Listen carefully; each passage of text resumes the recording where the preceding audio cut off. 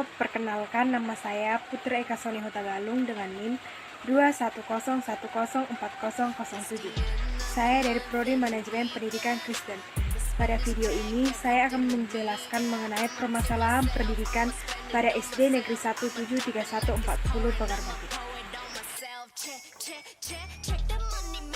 Permasalahan pendidikan di SD Negeri 173140 Pagar Batu.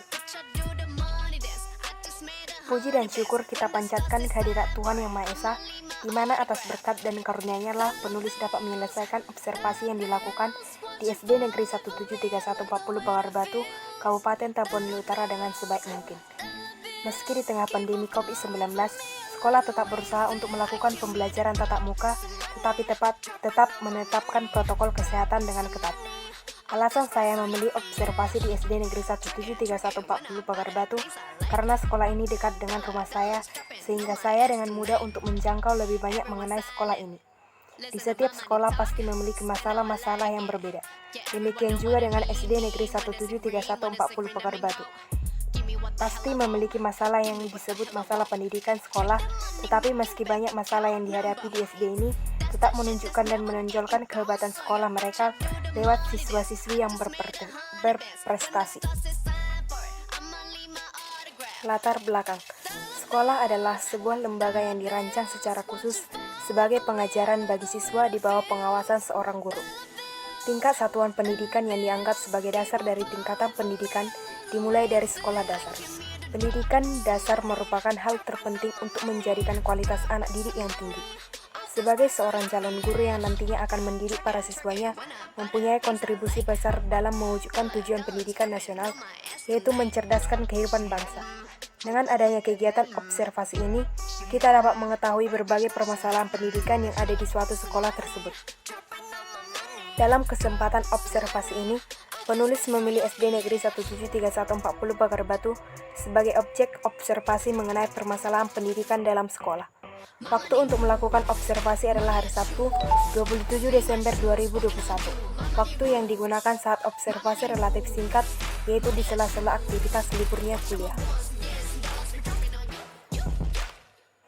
B. Rumusan masalah. Berdasarkan latar belakang di atas, maka rumusan masalah dalam makalah ini adalah 1. Bagaimana proses pembelajaran yang dilakukan pada masa pandemi COVID-19. Yang kedua, fasilitas di sekolah apakah sudah memadai, dan yang ketiga, bagaimana permasalahan yang dihadapi Bapak atau Ibu guru di dalam kelas. C. Tujuan observasi. Tujuan observasi ini yaitu untuk mengetahui proses pembelajaran SD Negeri 173140 Pagar Batu pada masa pandemi COVID-19. Yang kedua, untuk mengetahui fasilitas yang ada di SD Negeri 173140 Pagar Batu. Dan yang ketiga, untuk mengetahui permasalahan yang dihadapi Bapak atau Ibu guru saat mengajar di dalam kelas. Metode penelitian. Metode penelitian yang saya gunakan ialah 1. Observasi, yang kedua wawancara. Untuk mendapatkan data dan informasi yang diperlukan, saya menggunakan metode observasi dan wawancara.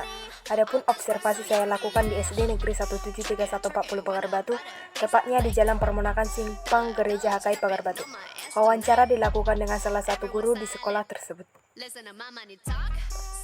Hasil observasi. A. Paparan data.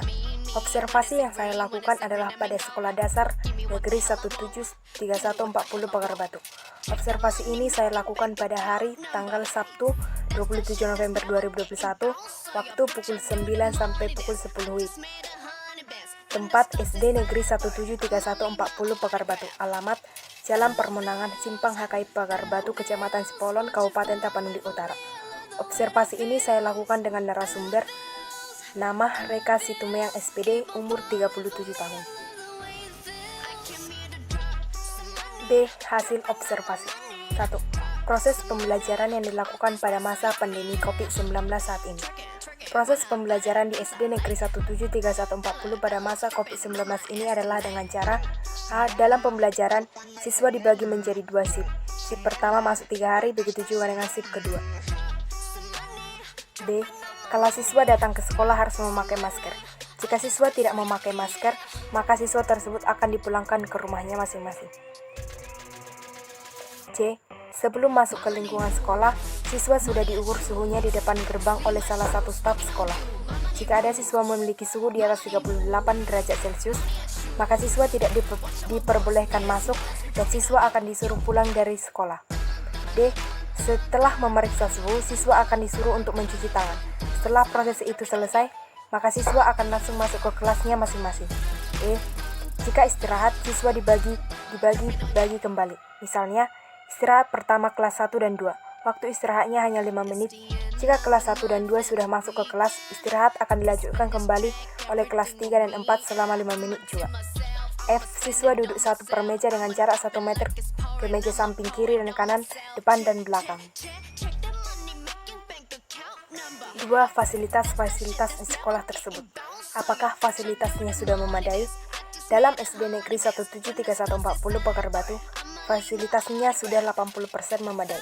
Untuk meja dan kursi cukup, hanya saja ada beberapa meja dan kursi yang memiliki kerusakan ringan, namun masih bisa dipakai. Yang kurang hanya komputer buat alat UNBK siswa nantinya. Dalam proses UNBK sementara ini, siswa SD Negeri 173140 bekerja sama ke sekolah SMP Negeri 3 Pagar Batu.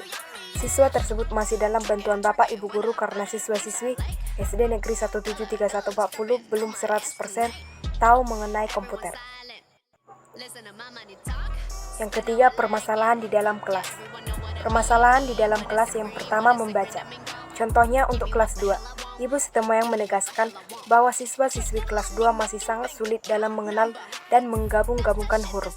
Aturannya kelas 2 sudah bisa membaca. Karena pandemi ini mungkin mereka tidak diajari di rumah, saut Ibu Sitomoyang. Yang kedua, malas belajar. Karena pandemi ini mungkin siswa kebanyakan bermain setiap hari, sehingga pas masuk sekolah mereka malas dan ngantuk saat mengikuti proses pembelajaran. Cara mengatasi masalah tersebut, Bapak Ibu Guru memanggil satu persatu siswa ke depan yang kurang lancar membaca, lalu mengajari mereka dalam mengenal serta menggabungkan huruf. Lalu siswa akan disuruh ke perpustakaan sekolah. Di sana akan ada guru yang mengajari mereka. Lalu setelah pulang sekolah, siswa-siswi SD Negeri 173140 Pagar Batu dianjurkan untuk mengikuti les yang dibuat oleh kakak abang PPR dari IAKN Tarutung sebanyak 2 kali dalam seminggu. Kesimpulan dan saran. Kesimpulan, kegiatan observasi bagi mahasiswa calon guru sangatlah bermanfaat karena dapat memberikan pandangan awal bagi mahasiswa untuk mempersiapkan diri menjadi pendidik serta agar siap untuk terjun langsung ke sekolah dasar. Permasalahan yang paling sering muncul adalah siswa yang belum tahu membaca. Oleh karena itu, guru melakukan berbagai cara agar siswa dapat dengan mudah mengerti dan memahami pembelajaran tersebut, sehingga siswa dapat dengan cepat bisa membaca. Saran, dengan disusunnya hasil observasi ini, penulis sepenuhnya menyadari masih banyak kekurangan di sana-sini. Oleh karena itu, penulis mengharapkan kritik dan saran yang membangun guna kesempurnaan penyusunan hasil observasi di kemudian hari. Dengan disusunnya hasil observasi ini, penulis berharap semoga penyusunan ini dapat memberikan manfaat serta wacana baru bagi calon guru. Terima kasih.